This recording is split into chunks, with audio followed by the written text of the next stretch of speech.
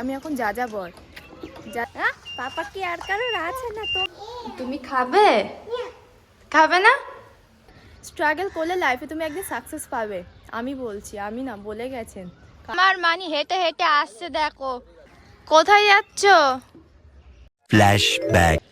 Hi guys, কেমন আছো তোমরা? আশা করছি তোমরা সবাই খুব ভালো আছো, আমিও ভালো আছি। চলে আসলাম নতুন একটা ইন্টারেস্টিং ব্লগ ভিডিও নিয়ে। আজকের ব্লগটা এখান থেকেও শুরু হচ্ছে, আরও কন্টিনিউয়াসলি ডেকে ডাকছে শুধু। তো আজকের ব্লগটা এখান থেকে শুরু হয়েছে। ব্লগটা ভালো লাগলে definitely like, comment, share and do subscribe this my YouTube channel Pritam Shruti. আর যারা ফেসবুক পেজ থেকে দেখছো তারা ফলো করে দিও প্লিজ। আর আমার মাম্মামকে দেখো, কোথায় যাচ্ছ মানি? বালতি নিয়ে কই যাও? হ্যাঁ, কোথায় যাচ্ছ বালতি নিয়ে? তো আস্তে আস্তে এবার গরম পড়ে গেছে, গরমের পরিস্থিতি নিতে হবে সবাইকে। ছাদে জামা কাপড় তুলতে এসেছিলাম। তো আমাদের বাড়ির ছাদে কি সুন্দর টমেটো হয়েছে, দেখতে জাস্ট অপূর্ব লাগছে। এগুলো খেতে যতটা ইচ্ছা করে না, দেখতে কিন্তু সুন্দর লাগে, just as a beautiful picture. খুব সুন্দর লাগে। ছাদে এরকম চাষবাস করলে ভালো লাগে, কিন্তু আমি তো করতে পারবো না, কারণ আমার পার্সোনাল কোনো হোম নেই।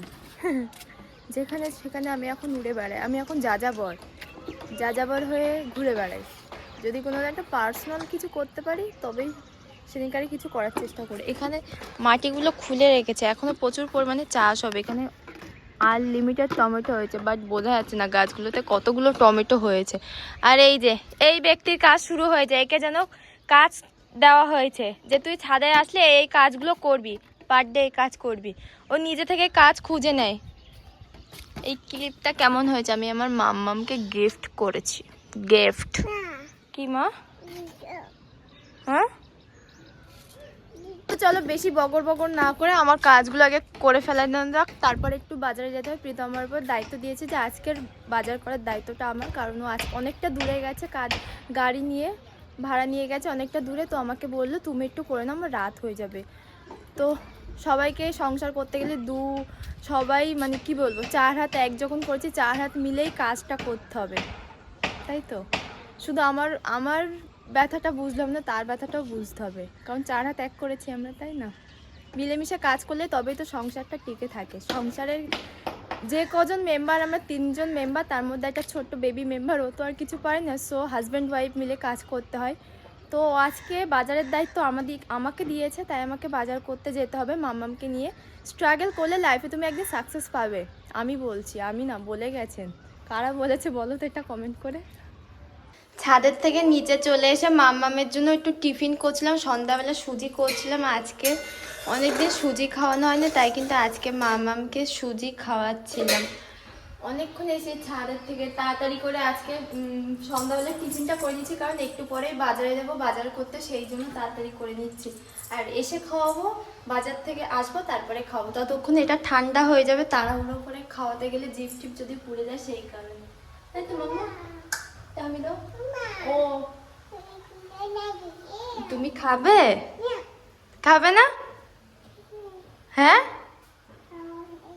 হ্যাঁ, তুমি খাবে তো, তোমার জন্য, তোমার না কেন? দুধ বেবি। আমরা দুজনে কিন্তু রেডি হয়ে বেরিয়ে পড়েছি বাজার করতে। তো তাই না মামা? মামামকে রেডি করতে গেলে তো মাথার চুল একেবারে আমার পেকে যায়।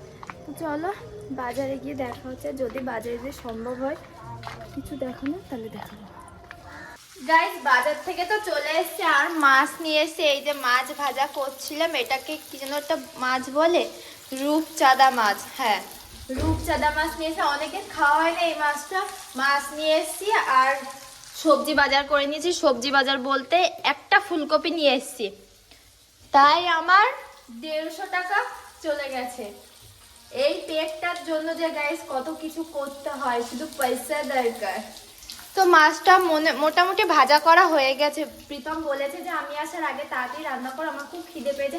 সত্যি তাই, কাজ করলে সবারই খিদে পায়। তো ও আসার আগে আমাকে তাড়াতাড়ি রান্না করতে।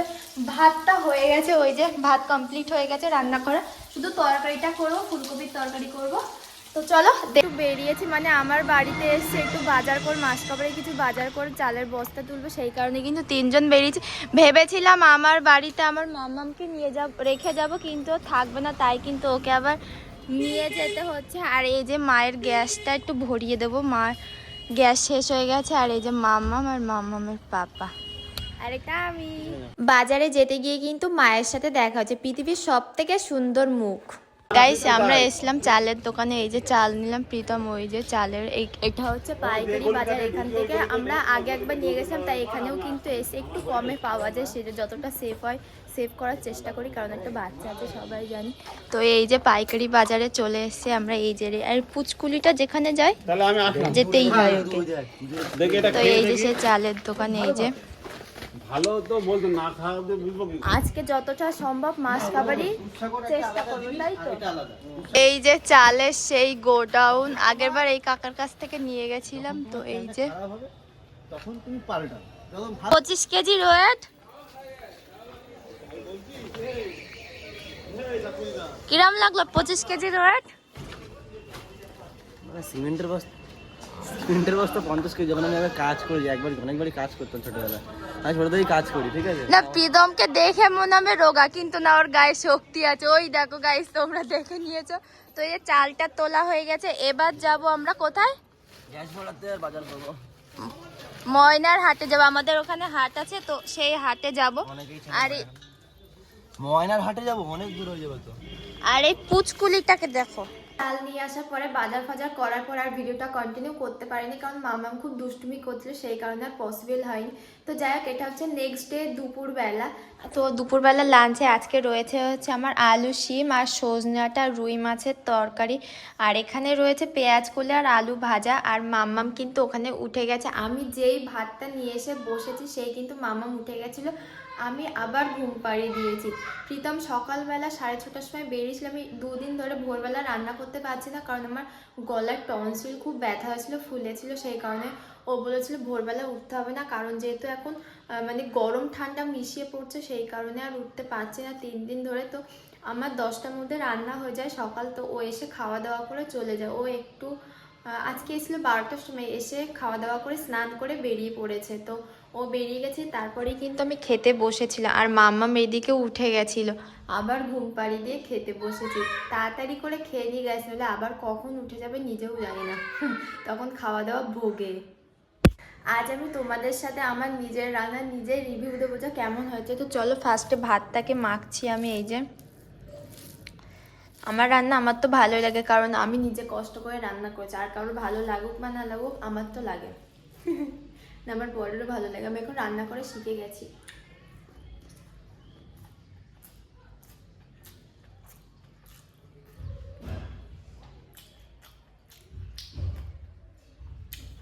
ভাজাটা মোটামুটি হয়েছে, পেঁয়াজ কুড়িটা একটু বয়স হয়ে গেছে মনে হচ্ছে, কঠিন না।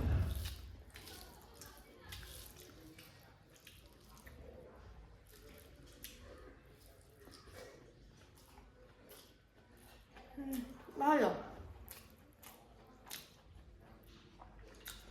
আর আজকে মাম্মাম খাবে দুপুরবেলা খিচুড়ি, পূজা দিয়ে খিচুড়ি করেছিল তামের জন্য, তাই আমার মাম্মামের জন্য করে খিচুড়ি করলে, তাই ও আজকে খিচুড়ি খাবে। 3-4 দিন পরে ও আজকে খিচুড়ি খাবে। তো চলো, বেশি কথা বলবো না, মাম্মাম আবার উঠে যাবে, তখন খাওয়া দাওয়া আমার ডগে উঠে যাবে।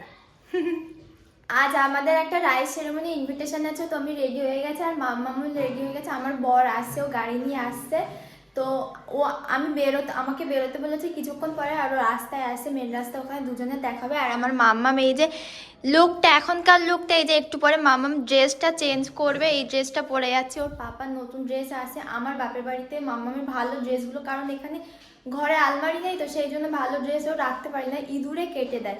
তোর মাম্মা মানছে, আর হাতে মানে সোনার জিনিসপত্রগুলো নিয়ে আসছে। তো মাম্মাকে পরাবো ওর পাপা আসলে। আর আমি রেডি হয়ে গেছি, এই যে চুলটা একটু ভেজা বলে এখনো ঠিকঠাকভাবে চুলটা হয়নি। আর আজকের লুকটা হচ্ছে এই যে আমার। তো কেমন লাগছে অবশ্যই কমেন্টে জানাবে। তো এই যে প্রীতম এসছে আর আমার মেয়ের রিয়াকশন দেখো। হ্যাঁ পাপা কি আর কারোর আছে না তোমার আছে? তো এই যে প্রীতম এসে তোমার তো জামা এনেছি সাদাটা, ঠিক আছে ওটা পরবা।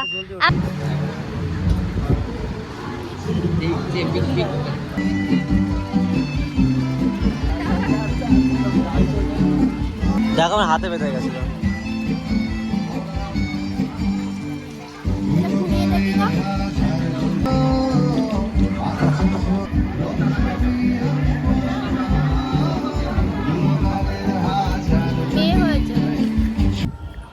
এক জায়গায় এমনি মেয়ে ছিল মানে যার রাইস মুখে ভাত হচ্ছে তার, আর এবার যাচ্ছি আমরা খাওয়া দাওয়া করতে। ওই যে পিছনে সবাই আসছে, ওই যে আসছে আমার মানি হেঁটে হেঁটে আসছে, দেখো কত বড় হয়ে গেছে মানি। ও বাবা ও বাবা। আমরা এবার খেতে বসেছি সবাই মিলে, ওই যে বাবা মা প্রীতম আর এদিকে আমার মানু, দাঁত দেখো।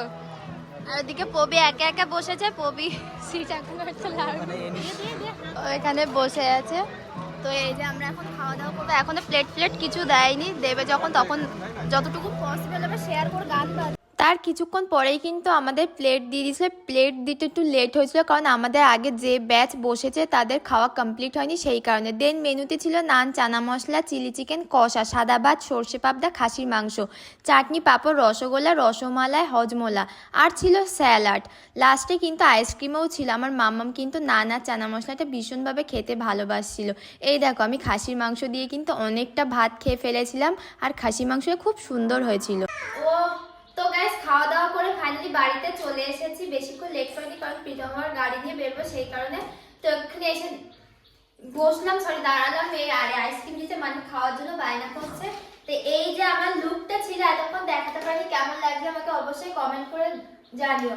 আর বেশি বড় করছি না ভিডিওটা এই পর্যন্ত। ভিডিওটা ভালো লাগলে definitely like, comment, share and do subscribe this my YouTube channel Pritam Shruti. যারা ফেসবুক থেকে দেখছো তারা ডেফিনেটলি ফলো এন্ড লাইক করে দিও। Tata bye bye, love you, see you next interesting ব্লগের সাথে। তো টাটা।